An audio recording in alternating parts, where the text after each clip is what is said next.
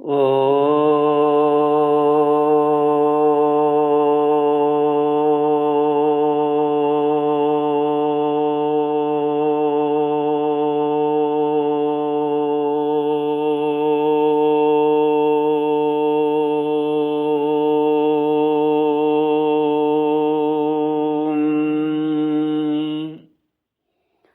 श्री गुरुचरण कमलेभ्यो नमः। श्री गणेशाय नमः। श्री सरस्वत्यै नमः। श्री विष्णवे नमः। श्री कृष्ण गोविंद हरे मुरारे, हे नाथ नारायण वासुदेव। श्री कृष्ण गोविंद हरे मुरारे, हे नाथ नारायण वासुदेव। ओम नमो भगवते वासुदेवाय। ओम नमो भगवते वासुदेवाय। कृष्णाय वासुदेवाय हरये परमात्मने प्रणतक्लेशनाशाय गोविन्दाय नमो नमः। सच्चिदानन्दरूपाय विश्वोत्पत्त्यादिहेतुवे तापत्रयविनाशाय श्रीकृष्णाय वयं नमः। सच्चित आनंद स्वरूप परमात्मा जो सृष्टि के उत्पत्ति पालन और श्रृंगार करता है तथा जीवों के आध्यात्मिक आधिदैविक आधिभौतिक तापों को नष्ट करने वाले हैं, अर्थात जीवों के मानसिक शारीरिक और भौतिक दुखों को दूर करने वाले हैं, उन श्री कृष्ण भगवान को हम नमस्कार करते हैं। श्री कृष्ण गोविंद हरे मुरारे, हे नाथ नारायण वासुदेव। श्री हरि गरुड़ पुराण सारोद्धार 15वां अध्याय श्लोक 55 से श्री भगवानुवाच। तानहं ते प्रवक्ष्यामि योगिनां धारणास्पदान्, येषां भावनया जन्तुः भवेद्वैराजरूपभाक्। पादाधस्तात्तलं ज्ञेयं पादोध्वर्म वितलं तथा जाननो सुतलं विद्धि सक्थि देशे महातलं। तलातलं सक्थिमूले गुह्ये रसातलं, पातालं कट्टि संस्थं च सप्तलोका प्रकीर्तिताः। गरुड़ पुराण सारोद्धार 15वां अध्याय श्लोक 55 से श्री भगवान कहते हैं, हे गरुड़ जी, योगियों के धारणास्पद उन गुणों को मैं बताता हूँ जिनकी भावना करने से जीव विराट स्वरूप का भागी हो जाता है। पैर के तलवे में तललोक तथा पैर के ऊपर वितल लोक जानना चाहिए। इसी प्रकार जानों में सुतल लोक और जांघों में महातल जानना चाहिए। सक्थि के मूल में तलातल, गुह्य स्थान में रसातल, कटि प्रदेश में पाताल। इस प्रकार पैरों के तलों से लेकर कटि पर्यंत 7 अधोलोक कहे गए हैं।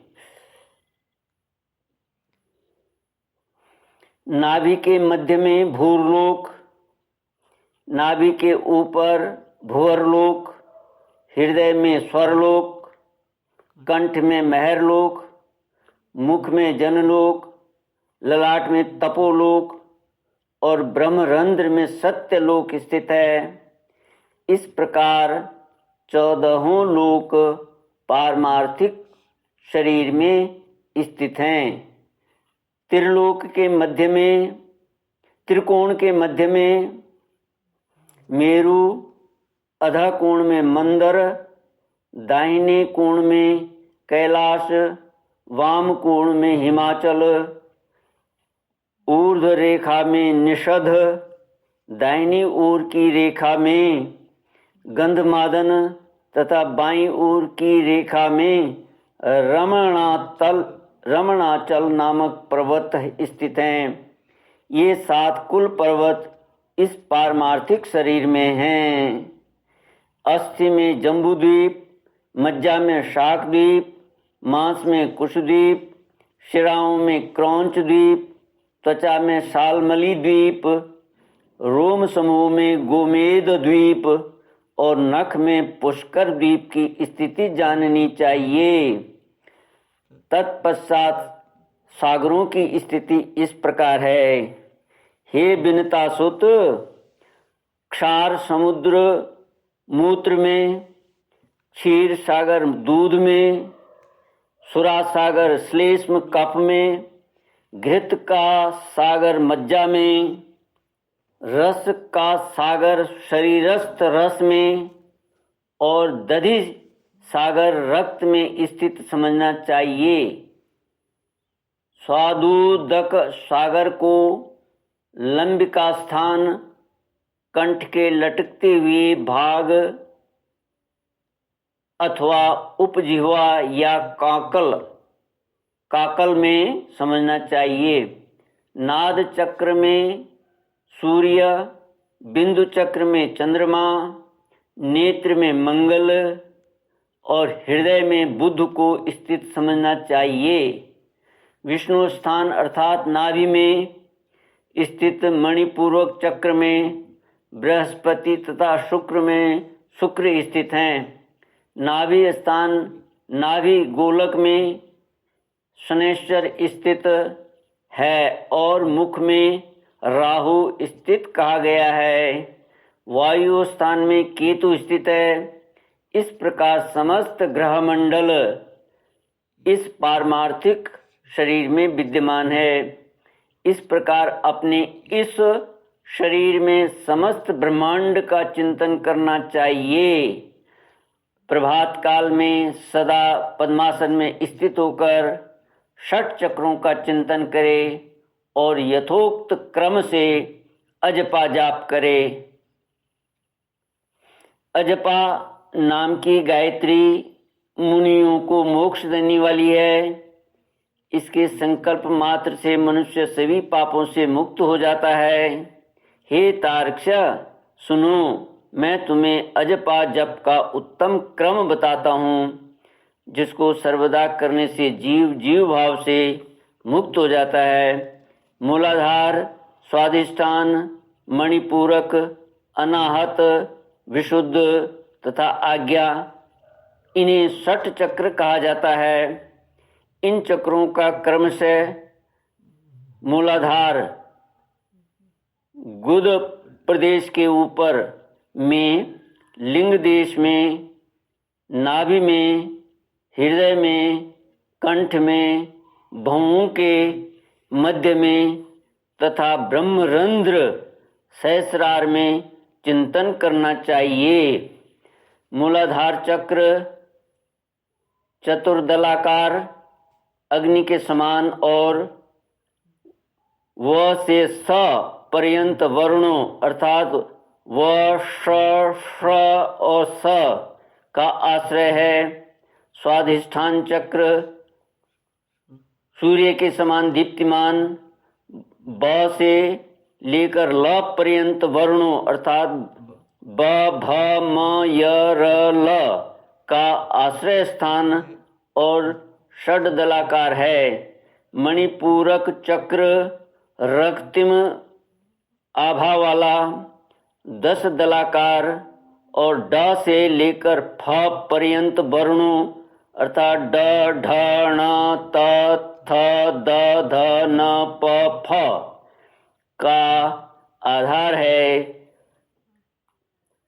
अनाहत चक्र द्वादश दलाकार स्वर्णिम आभा वाला तथा क से ठ पर्यंत वर्णों अर्थात क ख ग घ ङ च छ ज झ ञ ट ठ से युक्त है।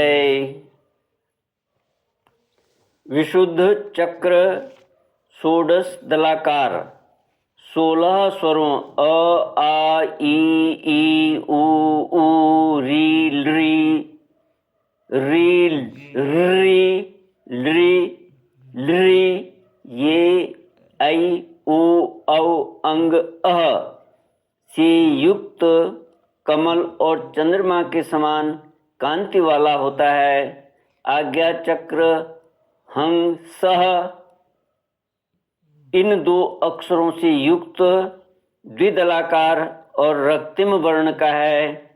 उसके ऊपर ब्रह्मरंध्र में देदीप्यमान सहस्र दल कमलाकार चक्र है, जो कि सदा सत्यमय, आनंदमय, शिवमय, ज्योतिर्मय और शाश्वत है। इन चक्रों में क्रमशः गणेश, ब्रह्मा, विष्णु, शिव, जीवात्मा, गुरु तथा व्यापक पर ब्रह्म का चिंतन करना चाहिए। अर्थात मूलाधार चक्र में गणेश का, स्वाधिष्ठान चक्र में ब्रह्मा जी का, मणिपूर्वक चक्र में विष्णु का, अनाहत चक्र में शिव का, विशुद्ध चक्र में जीवात्मा का, आज्ञा चक्र में गुरु का और सहस्रार चक्र में सर्वव्यापी पर ब्रह्म का चिंतन करना चाहिए। विद्वानों ने एक दिन रात में 21,600 श्वासों की सूक्ष्म गति कही है। हंग का उच्चारण करते हुए श्वास बाहर निकलता है और सह की ध्वनि करते हुए अंदर प्रविष्ट होता है। इस प्रकार तात्विक रूप से जीव हंस इस मंत्र से परमात्मा का निरंतर जप करता है। जीव के द्वारा अहोरात्र में किए जाने वाले इस अजपा जप के 600 मंत्र गणेश के लिए, 6000 ब्रह्मा के लिए, 6000 विष्णु के लिए, 6000 शिव के लिए, 1000 जीवात्मा के लिए, 1000 गुरु के लिए और 1000 मंत्र जप चिदात्मा के लिए निवेदित करने चाहिए।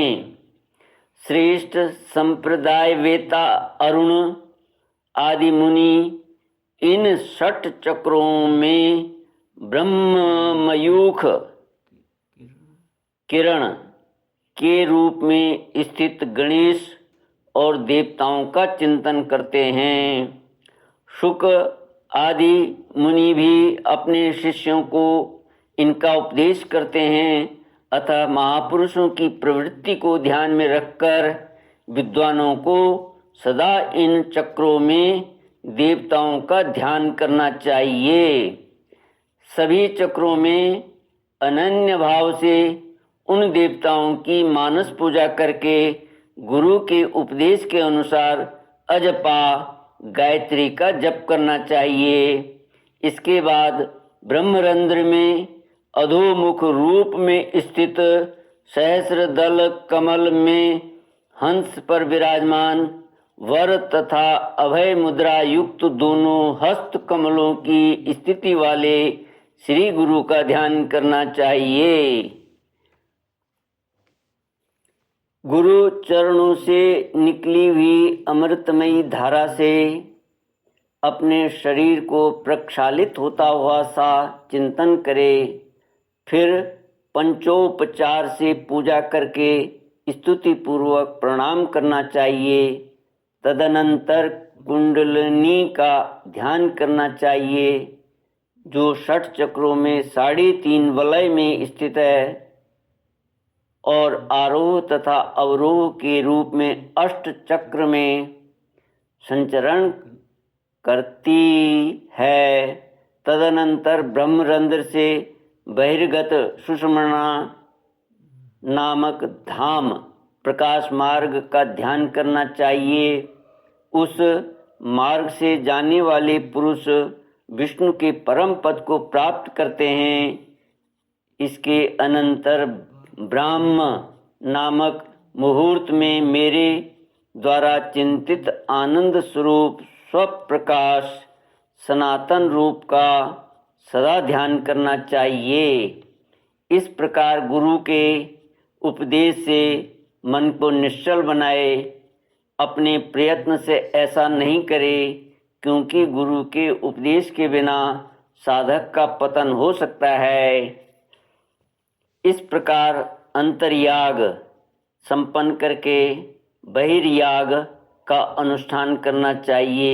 स्नान तथा संध्या आदि कर्मों को करके विष्णु और शिव की पूजा करनी चाहिए। देह का अभिमान रखने वाले अर्थात 5 भौतिक शरीर को ही अपना शरीर समझने वाले व्यक्तियों की वृत्ति अंतर्मुखी नहीं हो सकती। इसलिए उनके लिए सरलता पूर्वक की जा सकने वाली मेरी भक्ति ही मोक्ष साधिका हो सकती है। यद्यपि तपस्या और योग साधना आदि भी मोक्ष के मार्ग हैं, तो भी इस संसार चक्र में फंसे हुए व्यक्तियों के उद्धार के लिए मेरा भक्ति मार्ग ही समीचीन उपाय है। ब्रह्मा आदि देवों ने वेद और शास्त्र का पुनः पुनः विचार करके 3 बार यही सिद्धांत सुनिश्चित किया है। टीकाकार लिखते हैं कि मानसिक उपचारों के द्वारा पूर्वोक्त स्वाधिष्ठान आदि चक्रों में श्री गणेश आदि देवों का पूजन अंतर्याग कहलाता है और उपलब्ध उपचारों से श्री विष्णु तथा श्री शिव का पूजन बहिर्याग कहलाता है। यज्ञादि सदधर्म भी अंतःकरण की शुद्धि के हेतु हैं और इस शुद्धि के फलस्वरूप मेरी भक्ति प्राप्त होती है, जिसे प्राप्त करके व्यक्ति पुनः जन्म मरण आदि दुखों से पीड़ित नहीं होता। हे तार्क्ष, जो सुकृति मनुष्य इस प्रकार का आचरण करता है वह मेरी भक्ति के योग से सनातन मोक्ष पद प्राप्त करता है।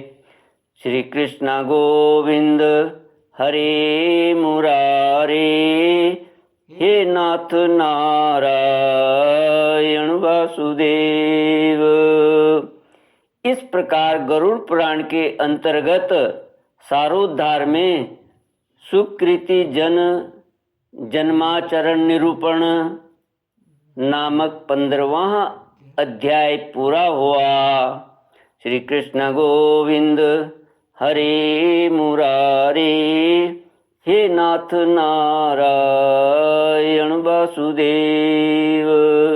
ओम पूर्णमद पूर्णमिदं पूर्णात् पूर्णमुदच्यते पूर्णस्य पूर्णमादाय पूर्णमेवावशिष्यते। ओम शांति शांति शांति। हरि ओम। श्री गुरुभ्यो नमः। हरि ओम।